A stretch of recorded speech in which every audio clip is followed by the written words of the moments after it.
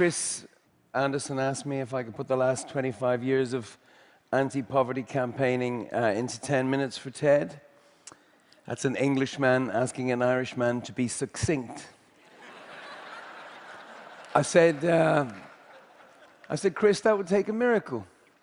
He said, Bono, wouldn't that be a good use of your messianic complex? So, yeah. Then I thought, let's go even further. Let's go than 25 years. Let's go back before Christ. 3 millennia to a time when, at least in my head, the journey for justice, the march against inequality and poverty really began. 3,000 years ago, civilization just getting started on the banks of the Nile. Some slaves, Jewish shepherds in this instance, smelling of sheep shit, I guess, proclaim to the Pharaoh, sitting high on his throne, "We, your majestiness, are equal to you." And the Pharaoh replies, "Oh no, you, your miserableness, have got to be kidding." And they say, no, that's what it says here in our holy book. Cut to our century, same country, same pyramids, and other people spreading the same idea of equality with a different book. This time it's called the Facebook. Crowds are gathered in Tahrir Square. They turn a social network from virtual to actual and kind of rebooted the 21st century.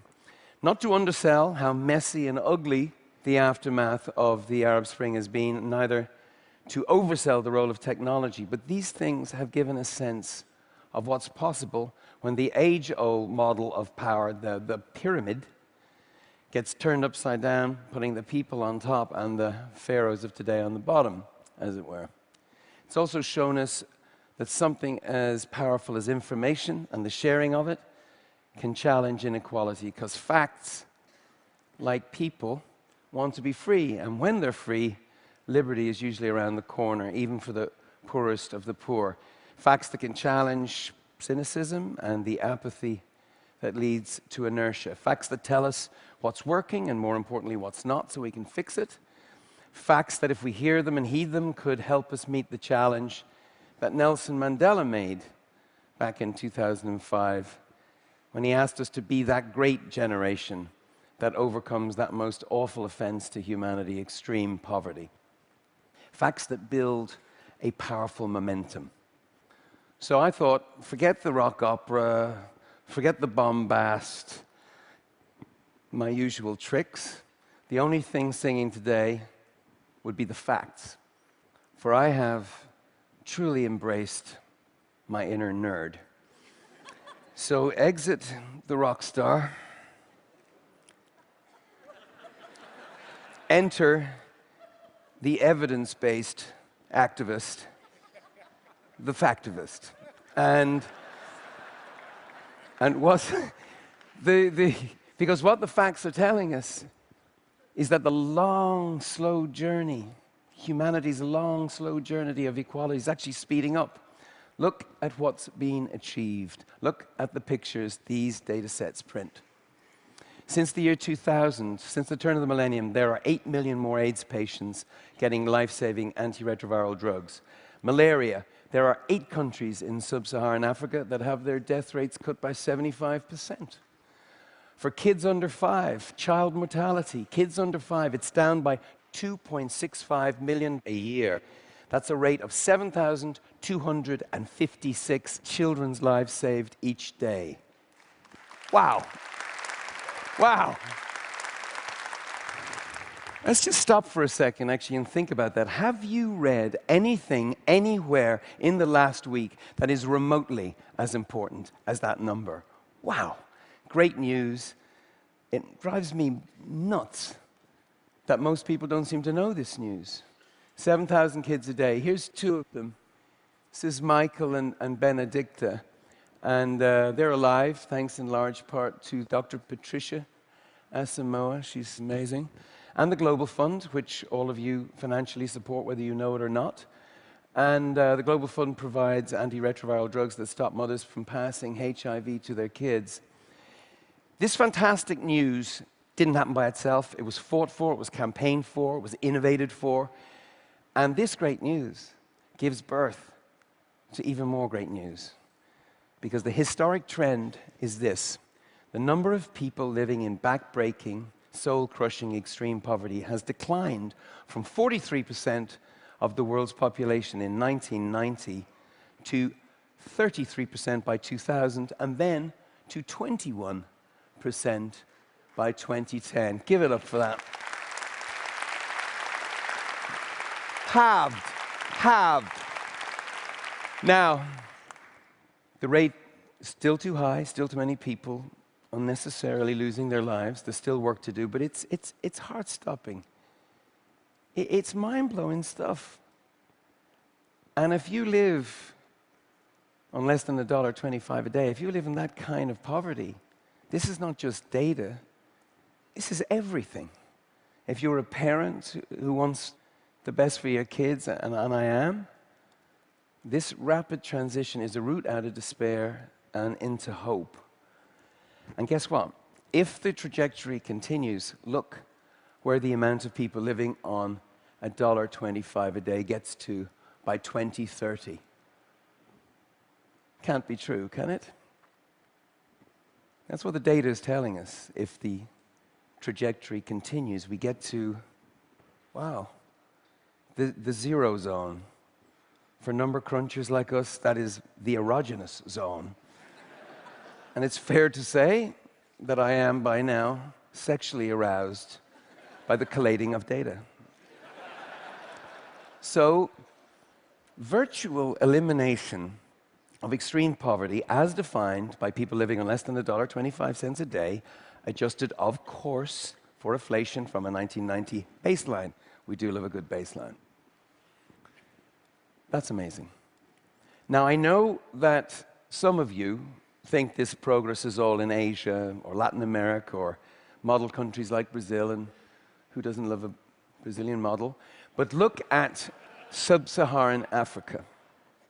There's a collection of 10 countries, some call them the Lions, who in the last decade have had a combination of 100% debt cancellation, a tripling of aid, a tenfold increase in FDI, that's foreign direct investment, which has unlocked a quadrupling of domestic resources, that's local money, which when spent wisely, that's good governance, cut childhood mortality by a third, doubled education completion rates, and they too halved extreme poverty.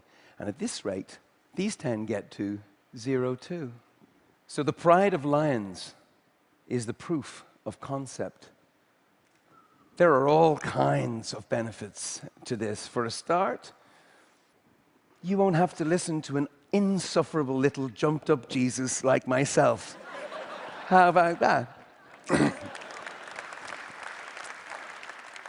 And 2028, 2030, it's just around the corner. I mean, it's about 3 Rolling Stones farewell concerts away.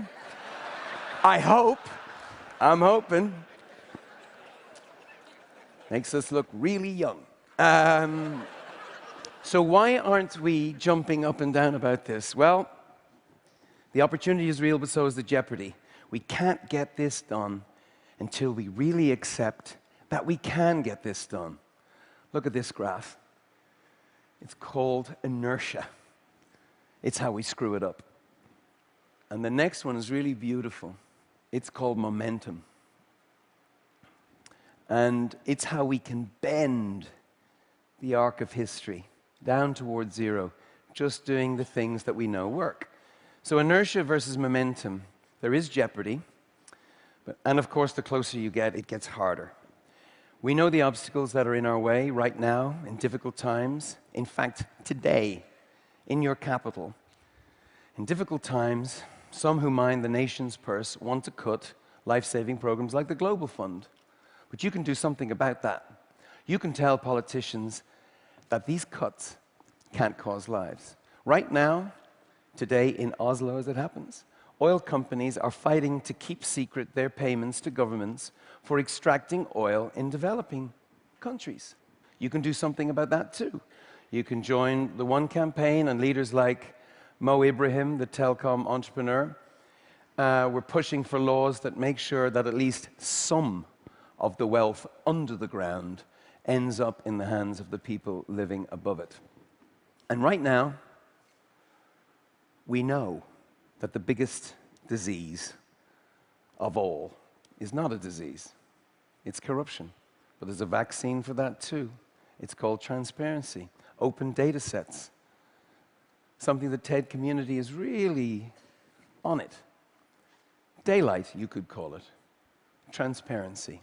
And technology is really turbocharging this. It's getting harder to hide if you're doing bad stuff.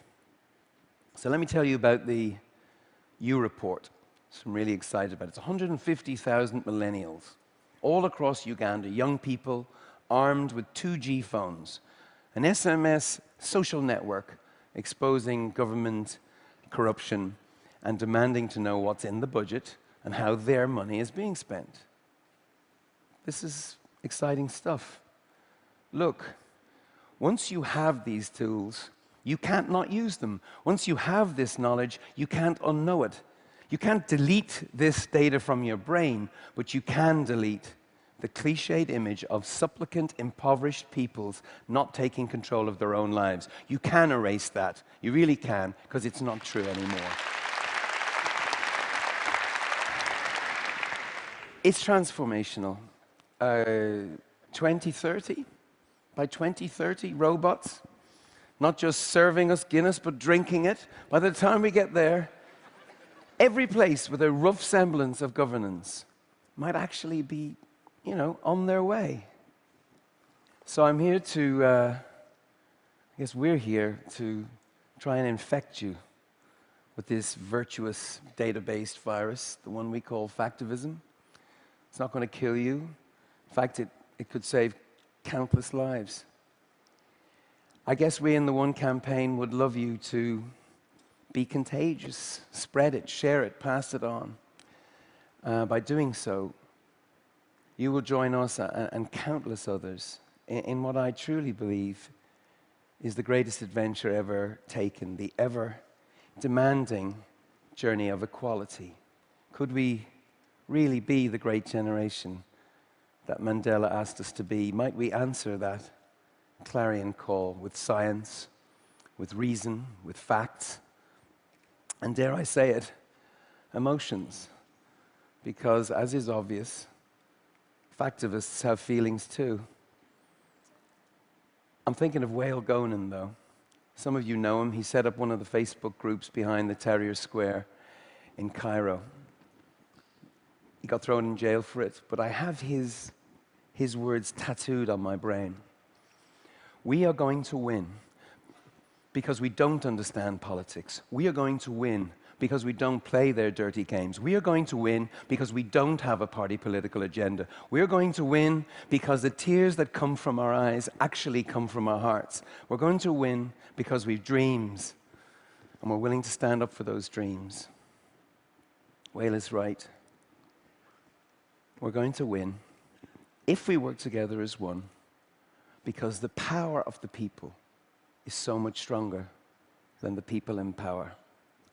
Thank you.